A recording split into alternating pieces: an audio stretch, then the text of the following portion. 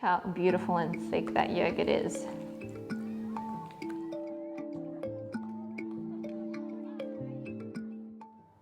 The price of yogurt at the grocery store is just insane. But did you know you can make yogurt at home with only 2 ingredients?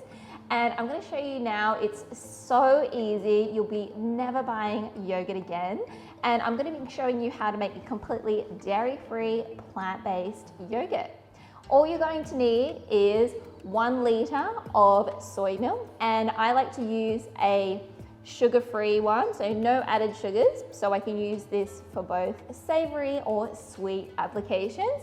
And you're going to need a live starter culture. So I've just got some plant-based yogurt which have some live cultures in it, and you just want to make sure that you read on the back of the pack to ensure it has live cultures.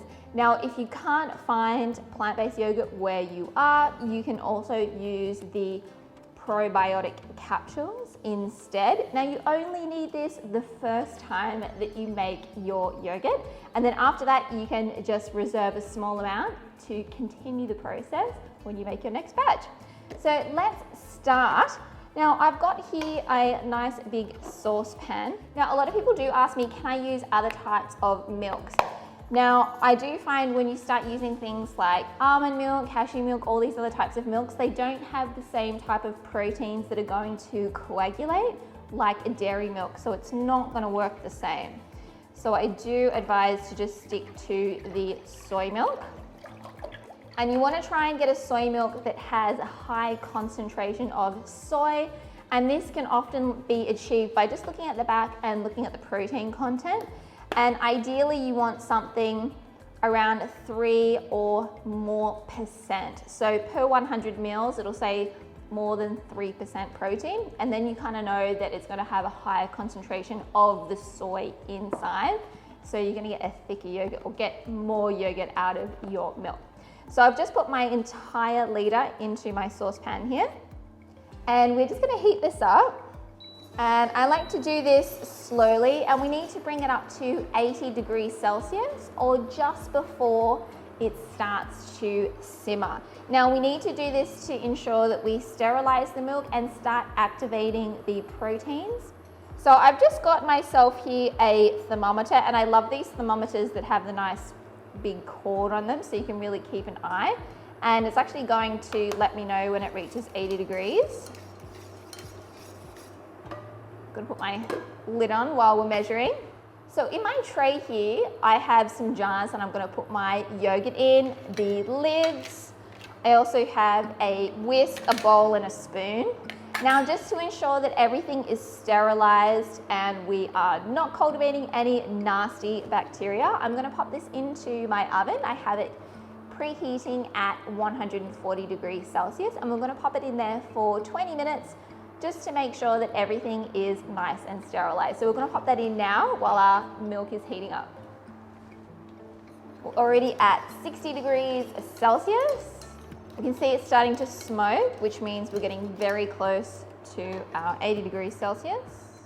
Okay, so that's telling me that we are at 80 degrees Celsius. I'm going to switch the heat off. And we are gonna cool this down. Oh, let's stop that. So we're gonna cool this down until it's about 45 to 50 degrees Celsius before we add our culture, which is gonna be our yogurt. So we're gonna set that aside. It's gonna take some time, so be patient. And I do like to keep the lid on just to prevent our milk from developing a skin. So we're gonna set that aside probably for about half an hour or so. In the meantime, our jars are sterilizing. We can take those out and let them cool down a little bit. All right, we'll see you soon. So our plant milk has cooled down now. It's at 48 degrees Celsius, so I'm happy with that. I'm just gonna remove my thermometer.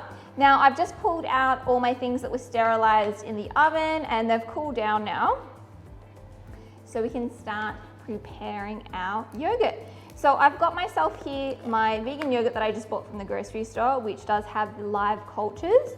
And we need about 60 grams or about 1/4 cup. So I'm just gonna eyeball this, which is about 4 tablespoons.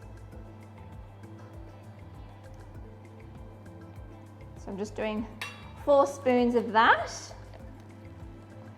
And I'm gonna add a little bit of my plant milk to that, just to help combine everything together. I'm gonna go in with my whisk.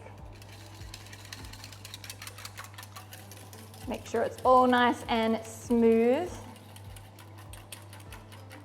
Now it's very important that we do allow that milk to cool down to that cooler temperature, because otherwise we're going to kill those live cultures in our yogurt. So I'm going to pour that back in, mix everything together. Now we're just going to fill up our jars.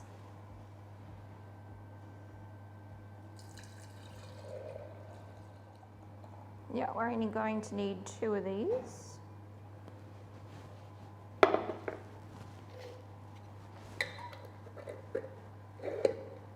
Now you can put this into a yogurt maker if you would like, but today I just wanted to show you a nice and simple way to do it at home with things that you might already have in your kitchen. So you might be wondering, why the towel? Or you could also use a blanket for this, is we want to keep our yogurt nice and warm so it has time to incubate that culture and start coagulating our plant milk. So I'm just going to pop this into my bowl here.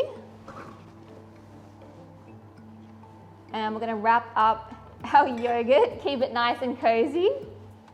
And we're going to pop that into a warm spot, so you might want to put it on top of your radiator or just somewhere where it's nice and cozy. You want to make sure that it's out of light, so it is good to wrap it up like this. You could also put it into an esky or a thermal bag that's going to keep it nice and warm as well. So we're going to set that aside for about 12 to 16 hours for it to ferment, and come back and check until it's nice and thick and we can use it for our favorite recipes. I'll see you tomorrow. So it's the next day and we have our vegan yogurt. Let's take a look in this bundle. I haven't checked yet, I'm so excited. Oh, well, it definitely worked. I can see it jiggling in there. Let's open this up.